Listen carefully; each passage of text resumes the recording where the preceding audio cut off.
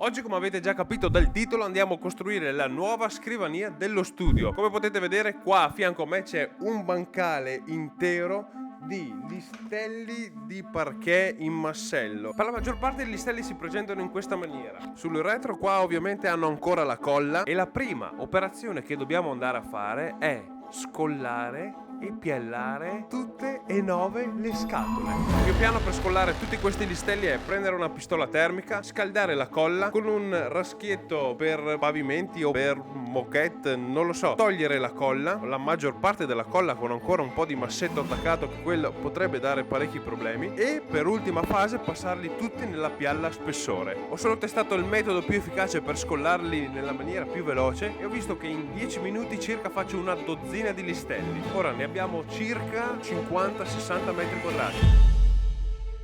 Beh raga, uno dei lavori più faticosi che io abbia mai fatto. D'estate, col caldo, pistola termica, a scollare una cosa come 2-3 mila listelli di parquet è stata una cosa delirante a dir poco. È un lavoro che non voglio mai più rifare, a meno che non invento un sistema, e ci avevo anche pensato. Questa qua era la costruzione che ho provato a fare per capire se il principio di costruire un sistema che in qualche modo sia automatizzato, che per scaldare e scollare i listelli avrebbe funzionato, però ho perso mezza giornata per costruirlo e capire come farlo. Mi sono anche divertito a farlo, però per carità non è troppo funzionale. Il principio era che qua venivano appoggiati i listelli, venivano trasportati avanti, qua in mezzo c'era una zona vuota dove veniva appoggiata la pistola termica che scaldava solo il pezzo, poi continuava sul secondo nastro mosso da quell'altro motore, veniva e cadeva fuori.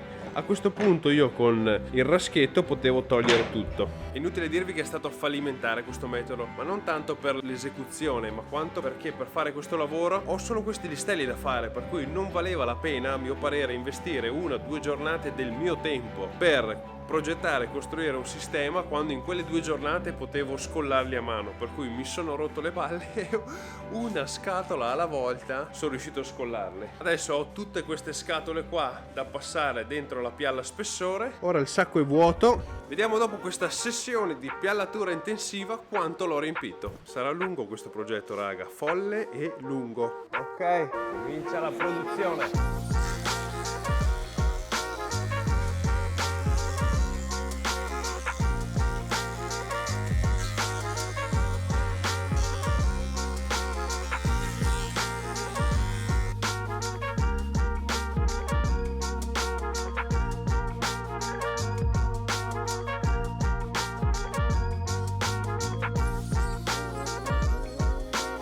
Oddio ragazzi, che lavorone anche questo, però nel complesso ci ho impiegato all'incirca 1 ora e mezza per piallarli tutti, contro le quasi 30 ore che ci ho messo per scollarli, 25 circa ore per scollarli, decisamente un bel po' di tempo. Ora vi spiego il prossimo passo. Qua sulla combinata ho già appoggiato 140 listelli che mi serviranno per questo progetto. Il primo passaggio è prendere tutti i listelli, rifilarli da una parte e dall'altra per togliere questi residui di colla che ci sono. Una volta fatto questo con tutti i listelli e averli portati a 55 mm di larghezza, bisogna prenderli e tagliarli tutti a 30 gradi con questa angolazione qua. Di questi pezzettini ne dobbiamo fare 420 che andranno a formare questo nostro esagono. Immaginatevi poi tutte queste piastrelline con le venature differenti incollate su un ripiano che vanno a formare poi questa nuova scrivania. Questi lavori di riciclo del materiale per dargli nuova vita mi piacciono tantissimo. In questo caso è un po' più faticoso di altri, però il risultato, ragazzi, sarà veramente eccezionale.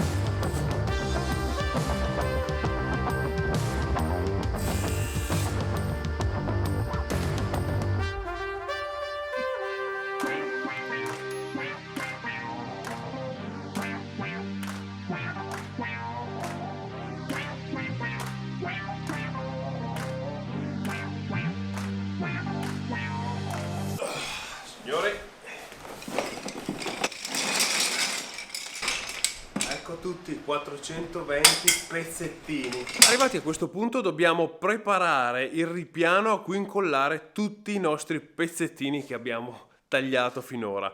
Per farlo utilizziamo questo pannello. Questo qua è un pannello che ho recuperato gratuitamente cercando online, che mi servisse come base semplicemente per il nostro ripiano della scrivania. Questo qua è un pannello intamburato che veniva usato nelle fiere come muro divisorio, quindi è composto solamente da un frame in abete e all'interno c'è il nido d'ape in cartone, rivestito da entrambi i lati con uno strato di MDF e uno strato laminato, penso che sia un melaminico. Quello che devo andare a fare adesso è semplicemente sezionarlo e portarlo alla misura che mi serve. Voglio una scrivania che sia 160 x 80.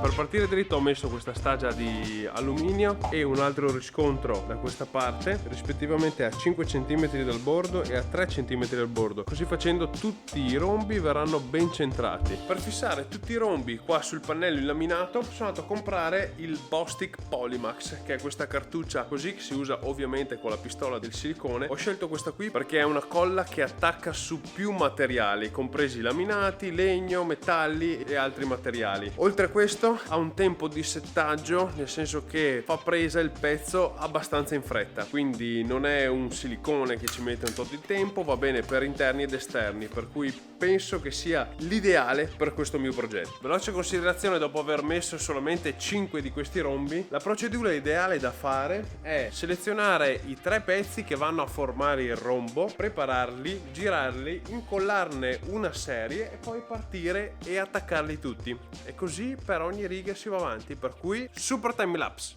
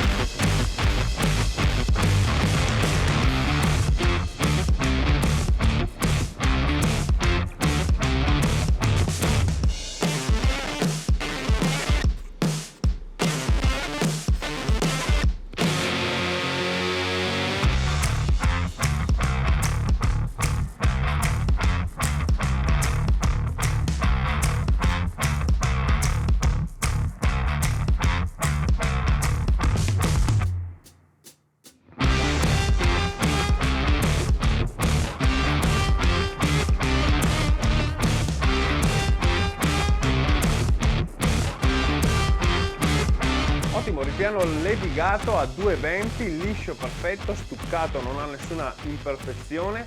Ora passiamo alla finitura. Vi spiego quale utilizzo. La finitura che utilizziamo adesso è la finitura della vita che ho scoperto tempo fa, ovvero un opaco trasparente acrilico bicomponente con una finitura di gloss a 5, cioè molto opaco. Si mette la finitura, bilancino, il 10% va di catalizzatore e poi un po' di diluente per spruzzare dal 20 al 50%.